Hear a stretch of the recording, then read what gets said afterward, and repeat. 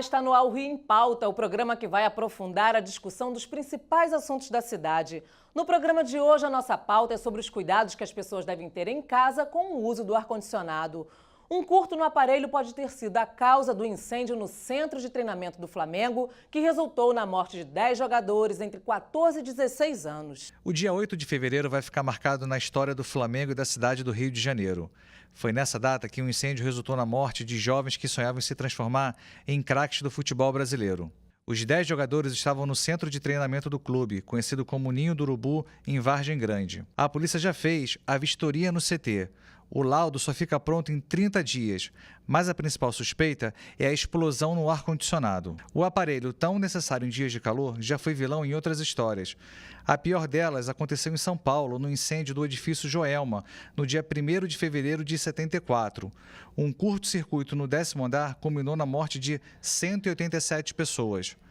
Eu recebo no estúdio o Eduardo Sabatino, ele é engenheiro eletricista e conselheiro do CREA. Obrigada pela sua presença aqui. O que uma pessoa deve levar em consideração na hora de comprar um aparelho de ar-condicionado? Primeiramente, ele tem de verificar o uso que ele vai fazer desse aparelho, a capacidade que ele necessita para o ambiente que ele vai refrigerar e a tensão elétrica existente na residência dele, porque isso é muito importante. Agora, assim, com esse calorão que está fazendo na cidade, tem que ser levado em consideração o tempo que esse aparelho vai ficar ligado ou isso não é um problema? Por exemplo, um aparelho que fique ligado na casa, digamos aí, a maior parte do tempo, a maior parte do dia. Tá. Os equipamentos hoje, eles são projetados para funcionar em longa duração.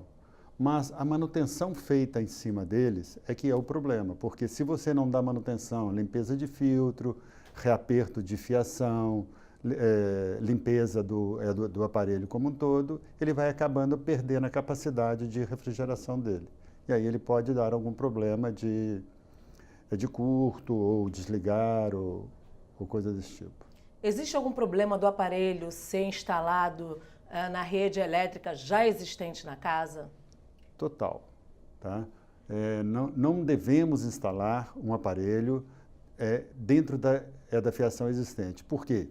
Porque a norma brasileira exige para cada aparelho um circuito diferente, um circuito com proteção, inclusive, própria dele. Existe algum dispositivo que proteja esse ar-condicionado de algum problema, de alguma deficiência da instalação?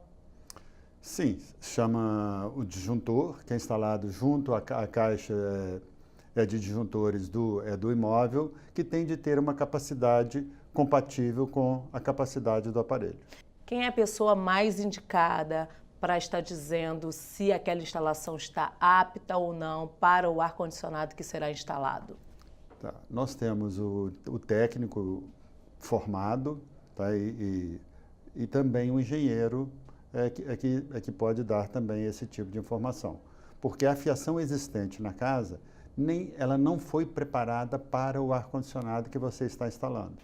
Na substituição de um aparelho por outro, você pode estar aumentando a capacidade dele de carga e, com isso, a fiação existente do aparelho anterior, ela não suporta o novo aparelho. Eu estou fazendo essa pergunta porque, geralmente, a gente chama o porteiro ou chama um cara que entende de tudo e para ir lá instalar o ar-condicionado na casa, isso definitivamente não é o correto.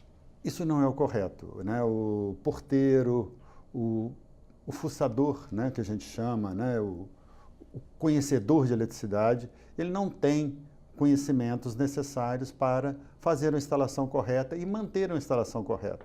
Ar-condicionado é um equipamento que puxa uma capacidade muito grande de energia e, com isso, ele tem de ter o seu circuito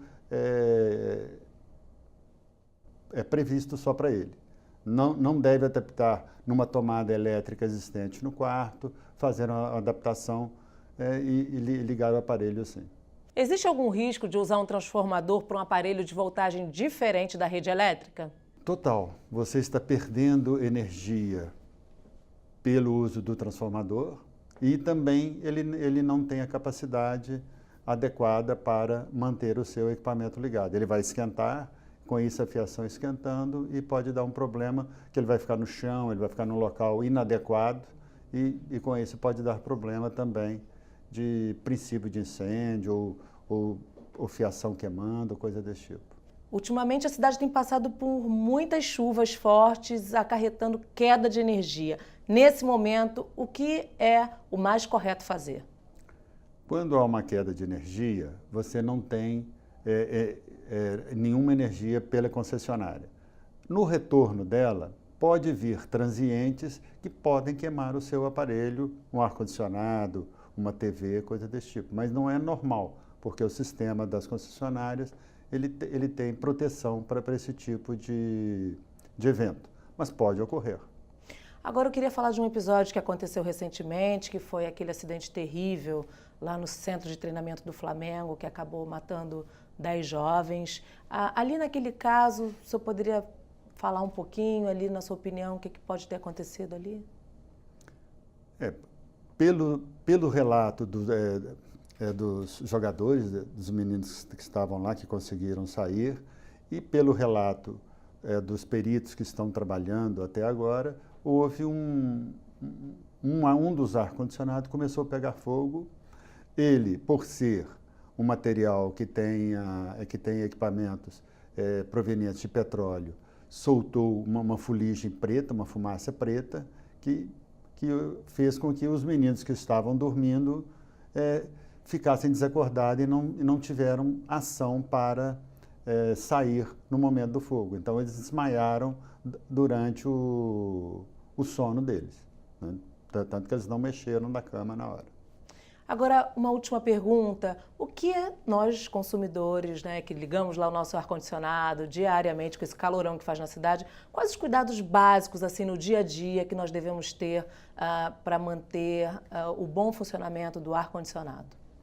Tá. O primeiro deles é a manutenção do aparelho de ar-condicionado, isto é, fazer a limpeza do filtro corretamente, na parte elétrica, conferir a fiação, se ela está devidamente fixa, tá certo? E o mais importante também que a gente tem de ficar atento é cortinas próximas ao aparelho de ar-condicionado, porque qualquer sobrecarga, qualquer princípio de incêndio que possa ocorrer e o disjuntor desligar, a cortina pode ser um propagador de incêndio no apartamento. Olha, muito obrigada pela sua entrevista aqui. Tá, tudo bem, eu agradeço, né? E precisando, o CREA está disponível para auxiliar aí as pessoas que necessitam. Obrigada. Ficamos por aqui. Até o próximo Rio em Pauta.